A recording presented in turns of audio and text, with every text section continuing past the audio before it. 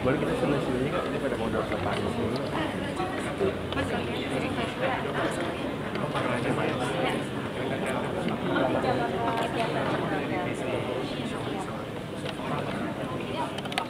Oh bareng aja. Benar sih nggak? Boleh.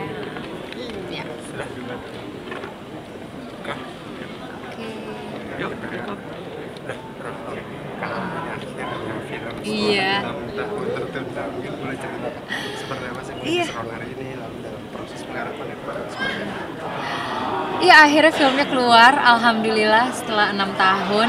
Dan ternyata pas waktu ngeliat hasilnya benar-benar muncul ya rasa-rasa nostalgia pas waktu syuting film ini. Dan ini bisa dibilang salah satu film yang aku enjoy banget syutingnya, castnya, produksinya sangat kompak, sangat baik, sangat positif.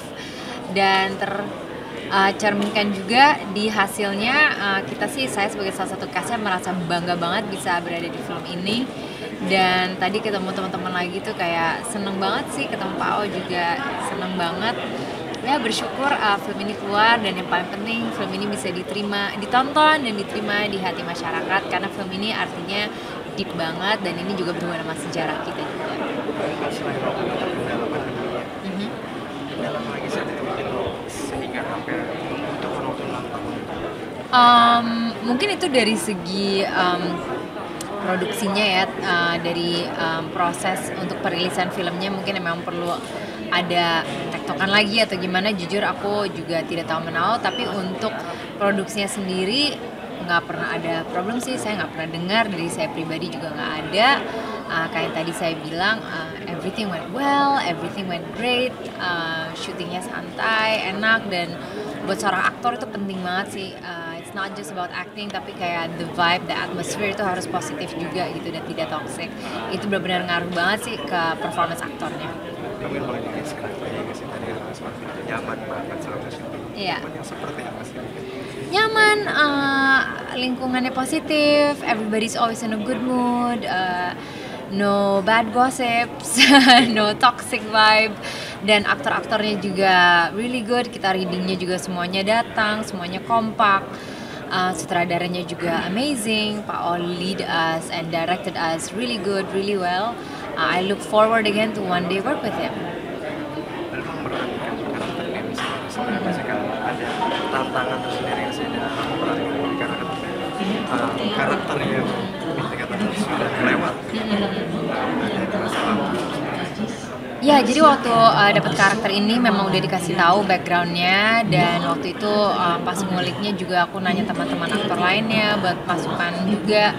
Dan alhamdulillah waktu itu teman-teman aktor juga ngasih masukan yang bagus, very inspiring.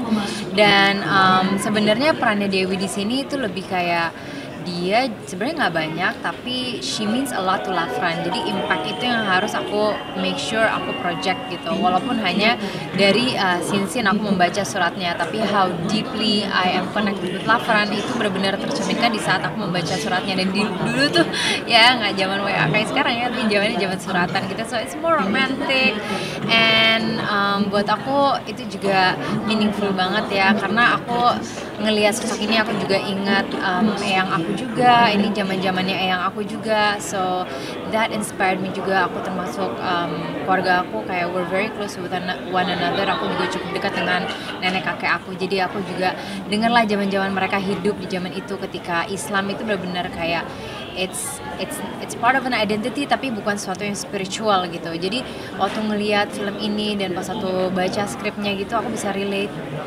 Karena aku bisa lihat dulu di eyang aku. So that was really an experience gitu ya, kayak going back in time. Dan mungkin pressure-nya itu harus bisa mempersimple juga the way of thinking, karena pada saat itu orang pada zaman itu they don't think as complicated as how we are now gitu. Jadi tantangannya mungkin lebih kayak gitu ya, mindsetnya, soul setnya.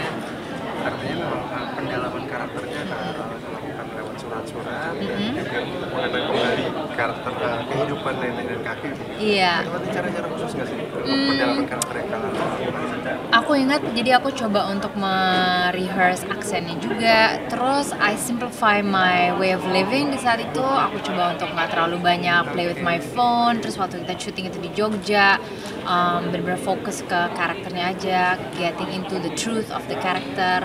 Jadi itu sih hal-hal yang emang harus seorang aktor lakukan ya ketika mendapatkan peran gitu. Tapi I enjoyed it very much karena juga acting is part of my passion.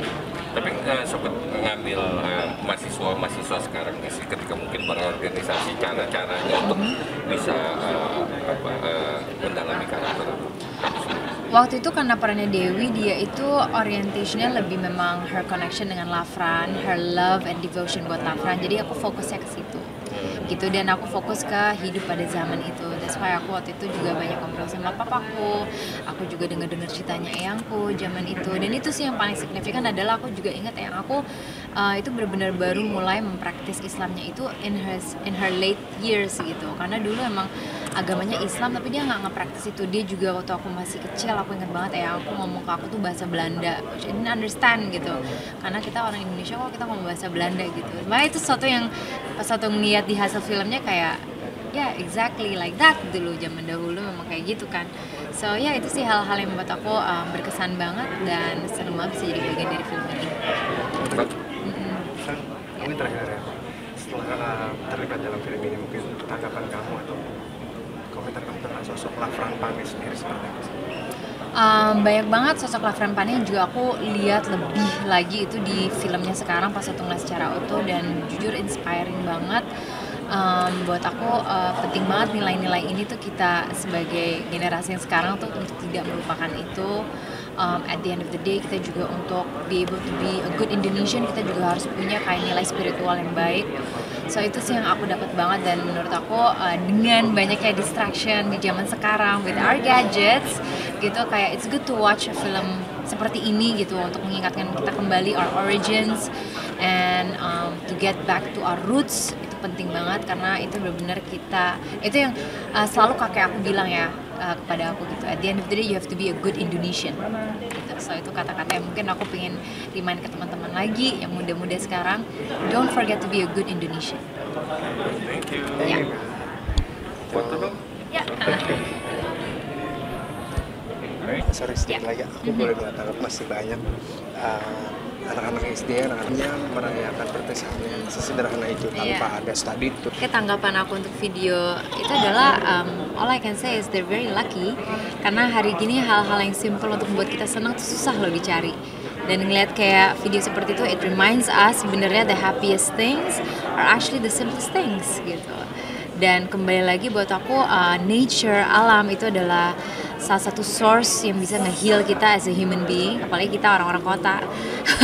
So ngeliat video kayak gitu kayak langsung rasanya pengen nyebur ke sungai atau nyari curug gitu, main di curug, karena emang rasanya enak banget sih kalau bisa be just around God's creation, nature gitu, and enjoy it. Yeah, it's Tapi good. cukup banyak ya sudah di daerah lain di pelosok yang masih tidak punya kesempatan untuk merayakan hari kelulusan dengan yang standar kita tahu. Ya, standar itu kan sebenarnya subjektif banget kan gitu. Menurut aku kayak bagus mereka bisa set standarnya itu nggak harus tinggi-tinggi, capek ya nggak sih guys, ya kan, terus boncos ya nggak sih gitu. Kalau bisa main di sungai dan udah seneng banget, that's like, menurut aku mereka lucky banget. I wish I can be there and enjoy it with them. Iya. Sehat. Iya.